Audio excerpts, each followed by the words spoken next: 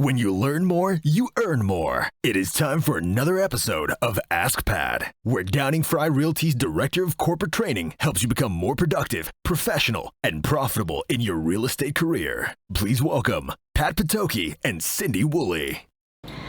Hello and welcome, everyone. I'd like to talk with you a little bit, we'd all like to talk with you a little bit today about fraud. Fraud is something that we have to deal with, unfortunately, in this era. And just to frame how big a deal this is, we had $6.9 billion in fraud that was perpetrated nationally in 2021. Anything that starts with a B is something that we have to consider. Today, we have really fortunate. We have Don Ross at the end. Don, if you would wave. Hello. Kristen Ross, next. They're going to talk about the legal ramifications that they see and are dealing with in our market. We are very lucky again to have Mike Hughes, and Mike is our managing broker here at Downing-Frye, who's going to talk with us about what he has seen in this particular market and in this company. And we have our technological guru, Andrew, who's going to talk about the technological aspects of fraud. I would like to get started with some questions, and I'm going to try to wield everyone and get everyone in line, so to speak. We all know what fraud means, but the definition, if you go to the dictionary, is that we have a knowing misrepresentation of the truth or concealment of material facts to try to urge another to act in a way that is detrimental to him. So it is basically a loss. And I would like to get started, if I may, with Andrew, who's going to talk with us a little bit about the technological aspects of fraud and what you can do as a realtor dealing in Florida. Florida is one of the top 5 states in this country that experiences fraud. So we want to make sure that we're all doing every single thing we can. So Andrew, what would you recommend in terms of technology and the use thereof? Sure. Well, first of all, the real estate business is a prime target. We have a huge target on us just because of a number of factors. One of them is just the big dollar amounts involved in real estate, right? We've got deposits, we've got escrow, just there's a lot of big money involved. And the other side of that is, people don't buy and sell real estate every day. So we've got buyers that are really excited to be buying the new house, and they're going through a process that isn't familiar to them. And one of the biggest problems that I see is people that are getting into somebody's email account, and once they're in, they're monitoring the emails that are coming and going, and they're looking for an opportunity to strike. And usually that means they're going to send an email saying that money needs to be wired to a certain place at a certain time. And of course, it's not to the title company or the closing agent. It's going to their bank account in probably some other country. So probably the best thing that people can do to help prevent fraud right now is to use two-factor authentication on their email system.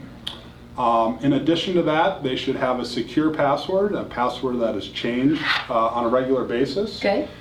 And we should also be monitoring the sent items on their email.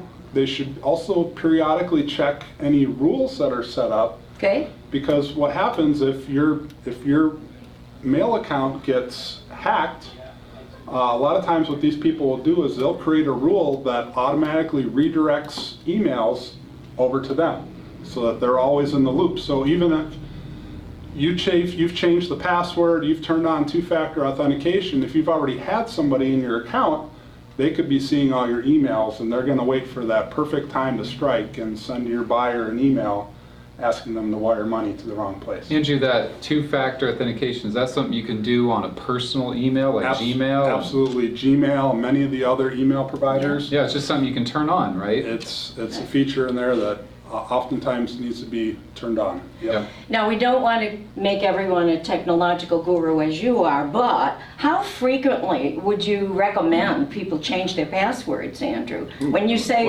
change your password, is that like once a... There's different schools of thought on that.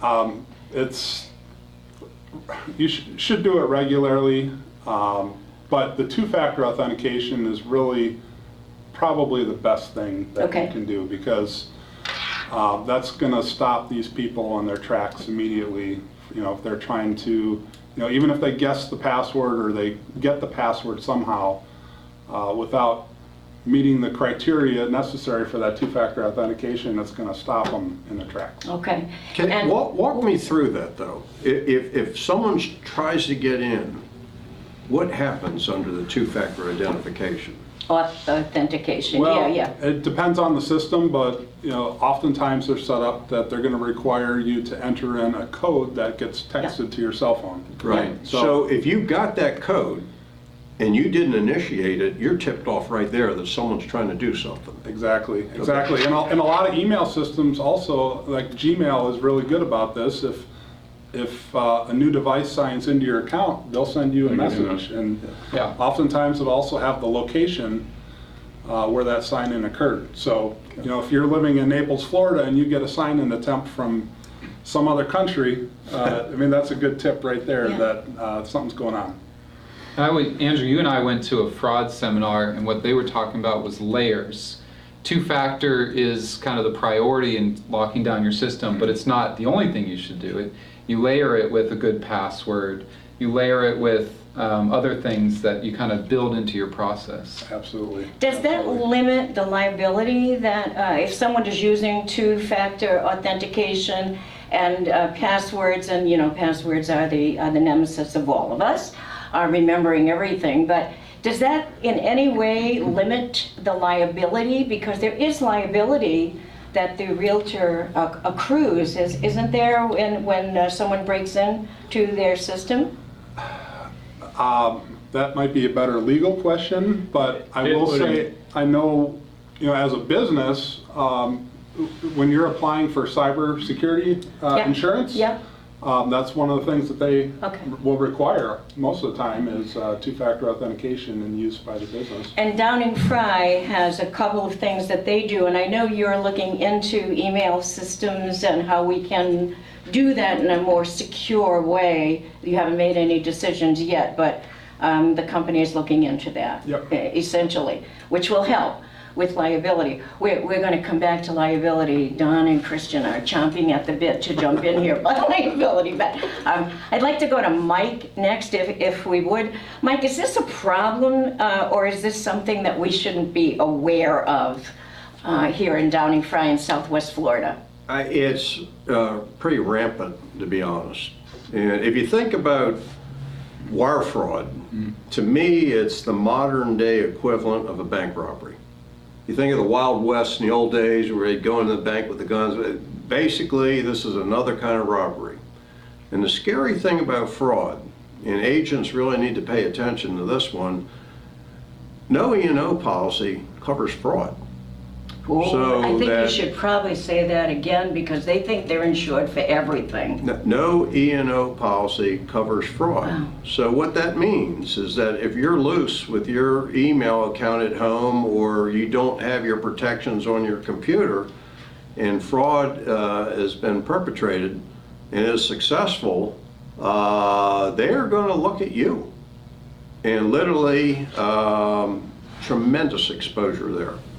So you really do want to have and I'm probably the wrong one to speak about this, but you want to have a good password, you want to have the latest virus protections on your computer, you want to monitor the rules, as Andrew said earlier, you want to monitor really the emails that you've sent out, you want to make sure that the ones sent out from your computer were actually sent from you, and that's a whole nother scheme. So wire fraud is what I see frequently, and I am aware, and these are just the ones I'm aware of, I'm aware of 26 wire fraud cases in this town, and those are just the ones I'm aware of. And you know, as competitors, we do talk with each other and share information. And I'd say if I'm aware of 26, I would say the cases go into the hundreds, if not the thousands, in Southwest Florida. So it's real. It's not isolated. It's real. Wire fraud is probably my number one concern right now. The other thing that Don and I periodically deal with, I'm sure Christian will see this as well, is mortgage fraud. And mortgage fraud can be a scary deal. One of the simplest things that, I guess if I was to describe mortgage fraud, the lender needs to know the transaction. And if someone has an addendum that's attached to a contract and they pull that addendum out and only share part of the contract, the documentation with the lender, you've got a problem. And there's various areas of mortgage fraud, but I know that, and Don and I remember this years ago, down on Marco Island, there was a big mortgage fraud ring that was going on the island, and they hit a lot of different people. And fortunately, it was busted up, and I remember years ago, someone came in trying to do mortgage fraud, and we caught it and prevented our agent from getting involved, even though the agent on the other side said that this person was all legit and all that, and our agent got upset with us and quit. 2 years later, they caught the crook. It was a front page headline in the Naples Daily News, and that day my agent that quit us called me and said, "Mike, I just wanted to thank you and Downing-Frye, because honestly, if I hadn't listened to you, I probably would have gone to jail." Wow. So it's, and what she didn't know was that same guy, 5 years earlier, I'd crossed paths with him with someone else. And we thwarted it back then, and sure enough, 5 years later, he surfaced again. Why? As Andrew said, this is a very fertile town because we do a lot of big dollar transactions, and we are a target. So if you could share with us your top 3 recommendations, in addition to two-factor authentication and making sure technologically you do, you know, everything you can. There's the Downing-Frye disclosure. Maybe you could share a little bit of that, and we encourage everyone to use that Downing-Frye disclosure about wire fraud, but just explain to all of our folks what we recommend. Yeah, I certainly recommend the disclosure form. You want to know, let people know that this is something that's real, it's happening in the area. But honestly, my top tip is not really legalistic or anything like that. My top tip is trust your gut instinct. Yeah. If it's something that doesn't feel right, or maybe in mortgage fraud, maybe it's something that's so complicated you don't understand it. If it's out of the norm, that's when you approach your broker or the corporate legal counsel and say, I need help with this. I'm not exactly sure what's going on. Because a lot of times these crooks try to make it very complicated because they're trying to pull one over you. Yeah. So trust your gut instincts, use the disclosure form, use the resources within the company, and certainly, you know, the 2 attorneys to my right are great ones to recognize when something just doesn't smell right. Right. Yeah, right. to that point, we always talk about if you're at the point where you want to call us to ask us if you should disclose something, you already know the answer There's that a we're going problem. to give you. There's a definite problem. What Mike didn't bring up. I mean, we had this years ago where the FBI subpoenaed a whole bunch of Downing-Frye files, and we spent the day driving to Miami to meet with a criminal defense attorney, a former U.S. attorney, to deal with the FBI and transfer these files to the FBI and keep us safe. That was part of the Marco ring. And we were just, a lot of firms got hit with that ring, and frankly, our agents of the various companies, I think many of them were unaware that there was an issue. But it's like every 10 years. I mean, that was Yeah. probably '09 that happened. It happened when I was in law school, and there was a condo on the beach, and there were lawyers, there were realtors being indicted who, the lawyer lost his license. It was in the newspaper. It was a big deal. Well, you've convinced me to be terrified of absolutely everything. And the top 5 states that have experienced fraud. The top state is Nevada. Number 2 is New York, Yeah. which is the reason people get a little nervous when they hear someone or an attorney or Right. whoever is from New York. 3rd is Hawaii, and number 4 is Florida. So out of 50, we have the dubious honor, I guess I have to say we're in the top 5. So it's something that is real. We've heard about some technological solutions. We've heard about going to your broker, and if your gut is telling you something is wrong, this deal is too good to be, something is wrong, I just feel it, get to Mike immediately.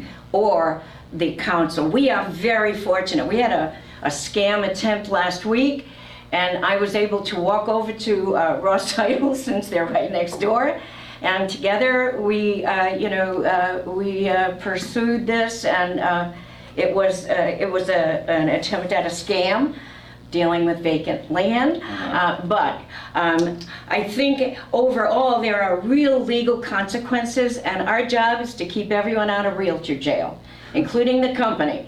So I'm going to ask Kristen and Don what you see in terms of what you'd like to add in terms of the legal ramifications. Yeah, so one of the biggest things that lay people struggle with is we say a word like fraud, that everyone has their own definition of what that it could be. It could be seller disclosure fraud, it could be mortgage fraud, it could be cyber fraud, it could be wire fraud, it could be land fraud.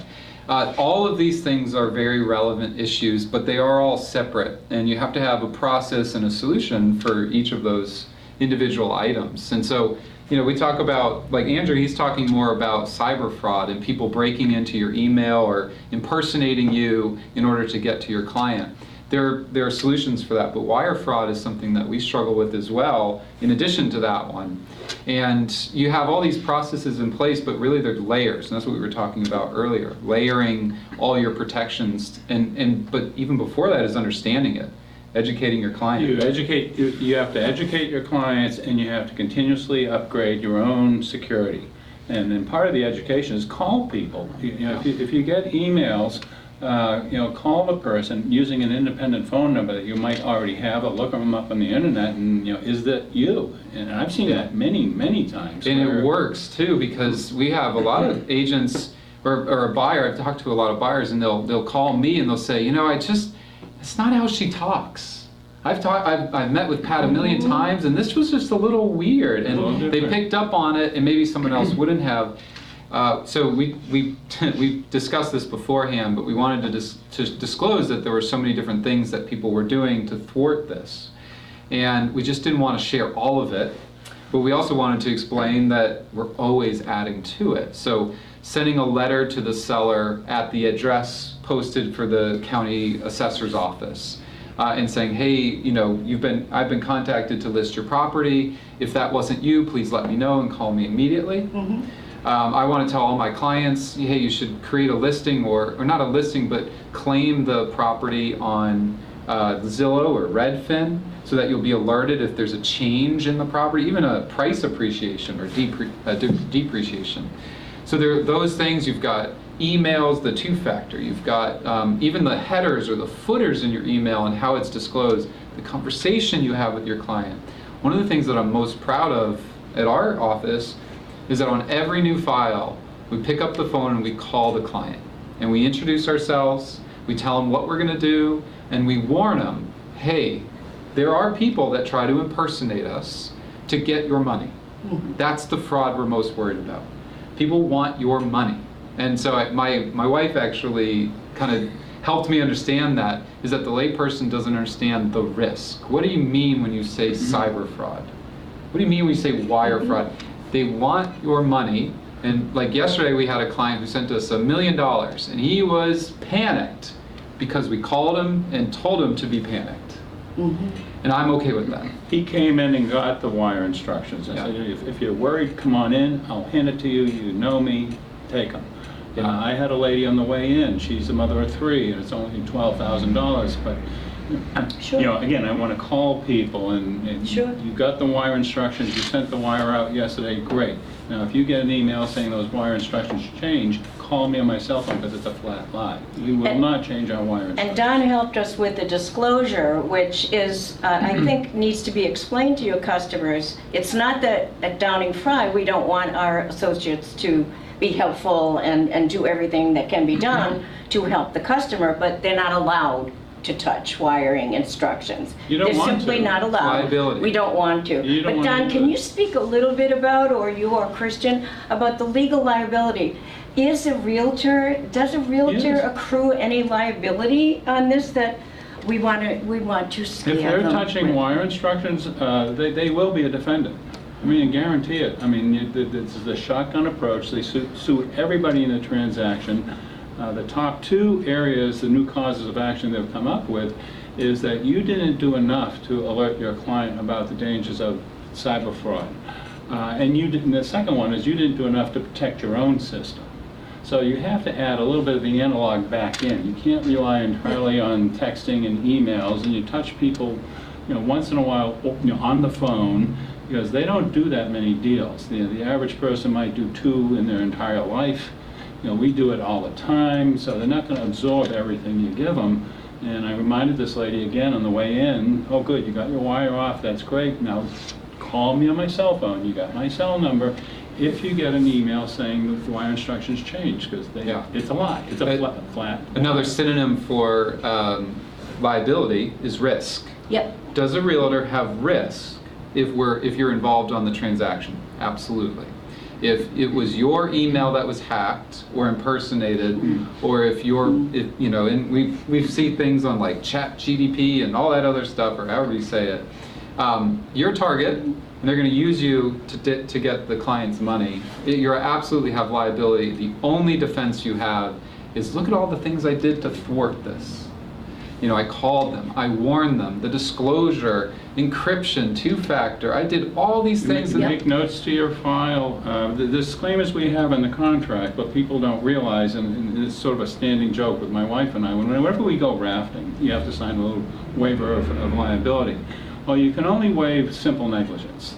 They're going to come after you for fraud, gross negligence, and you're going to have all your time sucked up. You're exposed dollar-wise. You're losing all your time, so you may lose your season, so there's a hidden cost right there, plus the anxiety and stress of dealing with it, plus your reputation. Yep. You know, if it gets out there that, you know, Mike Hughes was hacked, you know, nobody's going to want to deal with Mike, even if he's totally innocent. So, I mean, there's layers of damage, and what we do is we continuously look for new ways to make things safer, and continuously just mix it up for giggles, so that if there is somebody looking at us, you know, they might have learned something about part of the process, but we've changed it already. Okay. You know, these guys are hitting some points that I think we really need to expand on a little bit, because they're hitting some great points. And one point is this: one of the most prevalent scams we're seeing in the area right now is what Christian brought up, and that is lot fraud, where someone's faking like they own the property. Now, why are they doing lots? They're doing lots because they don't have to grant access. If they did a condo or a single-family home, they'd have to worry about the keys, the alarm system, etc. Inspections. Lots, they don't have to worry about anything. And these lot frauds are happening. I've heard of them in Cape Coral, in Fort Myers, in Bonita, Marco, and Naples. So it's very spread out. Another relevant point is when there's wire fraud. Don brought up changing wiring instructions. That change that the crook normally does is usually only 1 digit. The whole thing will look like what they've seen before, except one little thing changed. Maybe it's a letter, maybe it's a number. So even if it's what seems like a minor change, I would pick up the phone and call whoever and say, just want to confirm the instructions that were sent to me, because that change is not wholesale normally. The other last point that I want to make is the scariest time for me for wire fraud is right before a weekend or a holiday. Because if a wire fraud takes place, if you discover it right away within 24 hours, you have a much better chance of clawing it back through the banking system. But if you don't discover it for a week, 2 weeks, then it's much more difficult to even have a shot at clawing it back. So timing is everything when you're talking about wire fraud. So, you know, when we train folks here at the company, we train them to create services they provide to sellers, services they provide to buyers. They should expand those two lists to include safety or wire fraud or whatever you want to call it. But would you recommend that? And what you're saying basically is 3 is better than 2, 2 better than 1. Yeah. So you need to build your levels. You build layers. Layers on layers. But we should add that to what we're expecting. And I'll go even one further. This is something that, you know, realtors think about, well, what can I do to help? And we've given some good examples of things you can do on your side of things. But how do you take the next step? Let's say you take care of all that. What we've looked at is, who are we working with? If I've pinpointed a particular person or company that is not following our standards and is not paying any attention, I'll refuse to do business with them. Yes, we have a few that we just won't deal with. We just won't deal with them because it's a risk that is elevated that we can't control for. And so as the realtor, and this is a somewhat of a selfish plug, but there are title companies and law firms that are not paying attention. And if you have a client that's adamant that they're going to go and use this firm, just understand that risk and educate your client, hey, you're going to have to take additional steps to make sure that you get paid. You're going to have to make additional steps. Lawyers are slow to change. They really are. And it was probably just a few weeks ago that I got a call from an attorney in town who's been here. He's in his 70s, well-respected man, asking about certified. And does that work, Don? What do you think? Because I've known the man since 85 approximately. And I said, it's great. I mean, Christian's firm, when you were in Georgia, you were the beta testing firm for this company, and it's underwritten by Lloyd's of London. And I said, you know, it's definitely great. Use it. Yeah, there are attorneys in town that use AOL email addresses. I know. That don't verify or reconcile escrow accounts, that don't use encrypted emails for wire instructions. They're very flippant. It's a danger. That's additional risk. And what is the risk in that sense? The risk is that you won't close. If the money goes missing, if someone's not protecting against this issue, you have a higher chance that the deal won't go through and you won't get paid. I think that we have to put it in that layman's terms to say, where is this coming from? So that you understand that these steps are very important. And you mentioned 26 active cases of wire fraud. It's 100-fold of that. Yeah. It's every single day in our community. I would say it's not a matter of are you going to get hit, it's really when. Yes. I mean, it's that prevalent. Andrew, I have a question. From a technological standpoint, you talked about the two-factor identification. What about the idea of locking down a computer at nighttime or when you're not at it? What are your thoughts on that? Does that help? I don't know. Never a bad idea, but from my experience, what I've seen, and I know talking with Christian a lot on this topic, email seems to be the Gotcha. most common attack to the closings. Yeah, they're accessing you and your clients through your email. They're impersonating you, they're sending things out from you, and your email's on your phone. And you can't get them on the phone. If you try to reach them, you never get them. Or they say, we're not available. I mean, we've always had things like this, whether it was fraudulent cashier's checks or people wiring their money before they even have an executed contract. I mean, fraud's not new. It's just the way they're doing it is different, and it's becoming more of a numbers game, where it's so easy to shoot it out to 1,000 people and hope that 10 hit. It's not just the agent, too. I mean, as agents, they need to protect themselves and make sure that their emails are secure and make sure they're the only ones accessing email. But there's a lot of other parties involved in a transaction, right? The sellers, the we've got the buyers. inspector, Yeah. the buyers, the sellers, the closing agent, attorney, maybe the people at the homeowners association, the lender. I think we There's have so an many edge. different people that somebody could be hacked. And all it takes is somebody knowing kind of the timeline when this property is about to close and some other details about it, and that's all they need to launch an attack and try to get the buyers to send money So- to the wrong spot. Pat and I were at a forms committee meeting this morning, and something I'd said earlier got brought up, and I said, I just don't like this business sometimes when I have to Welcome send... to the club. I have to send someone $1 million. I have to send someone $1 million in regards to $1 million closing. And as the title company, title insurance is $4,000 or $5,000 in that regard. Yeah. There's an incredible amount of risk in order to make $5,000 on $1 million deal. The realtor, it's a little different. You're not handling the money, but if you're still the reason that someone got hacked, if you were the culprit or the lowest hanging fruit, well, you made, say, 3% on $1 million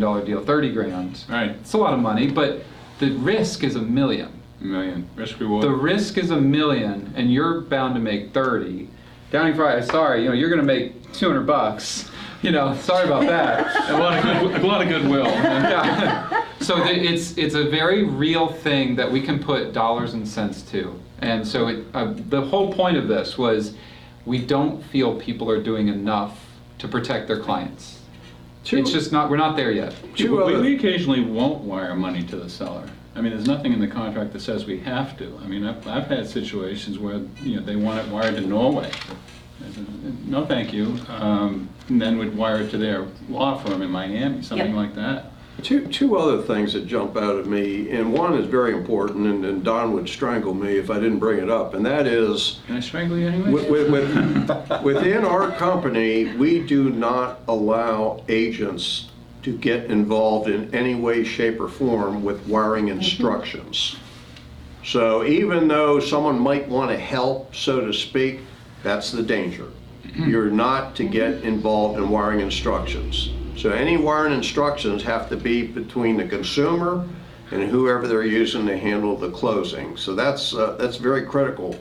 Another point, I just got back from an important real estate conference, and they started talking about the impact artificial intelligence is going to have on our industry. And what jumped out at me there is the crooks generally see where technology is going, and they try to figure out how to exploit it.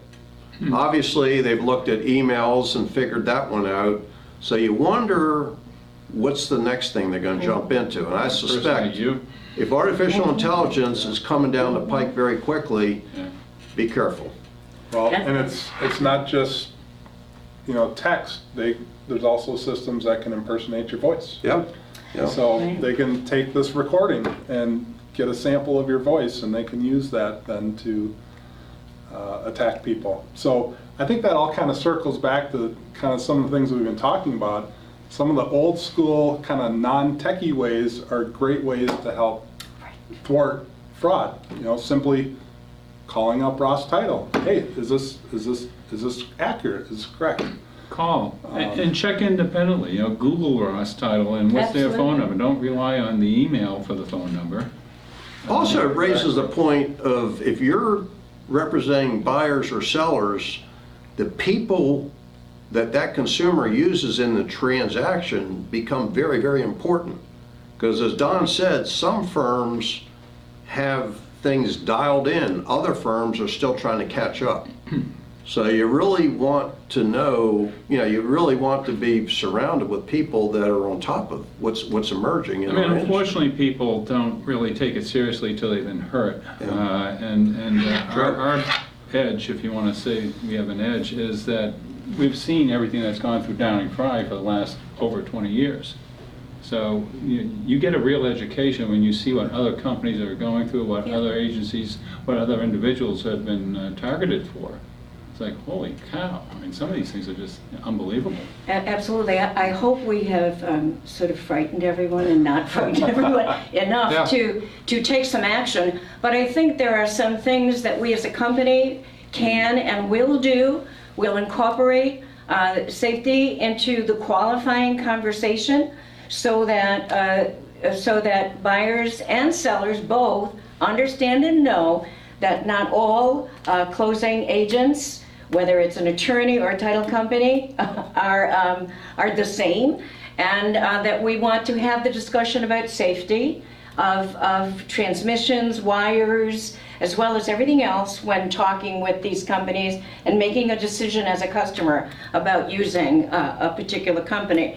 In addition, we'll add to the sellers and buyers packages and talk about what a realtor does in terms of safeguarding against having this come up. As a company with Downing-Frye, we have taken the position with the disclosure, as Mike said, of not allowing any of our associates, it's not that they are not wanting to help, but they're not allowed to do that because of safety. We want to make sure everyone is safe.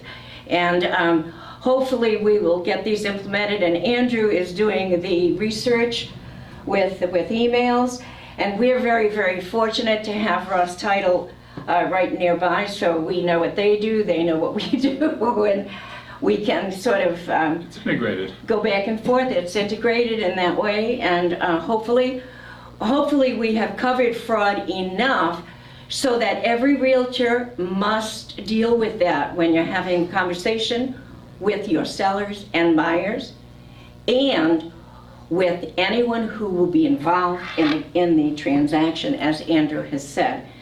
Also, make sure that you put in writing, this is what I do. This is how I work. I change my password, whatever. I do this, I do use two-person or two-step authentication, whatever. And as we cannot do enough. So we are going to do everything we can, and we're going to get that out to Downing-Frye. And I want to thank Don and Christian, they're busy people. And when you send your $1 million, I know at the meeting this morning, Sam said, there must be some place that has all these all these emails that go some cloud somewhere. CIA. I want to thank Mike. Mike is a very busy gentleman, and this is an important topic enough to Very important. to get him here. And I want to thank Andrew, who is our technological guru. And we want to make sure that everyone knows this 5-letter word, fraud. Make sure you deal with it at every step of your business practice. Thank you very much for joining us today, and hopefully this will be a success. Thank you, Pat. Wonderful, thank you. Thank you for joining us for this episode of Ask Pat. You can learn more at Downing-Frye.com and make sure to follow us on Facebook and LinkedIn.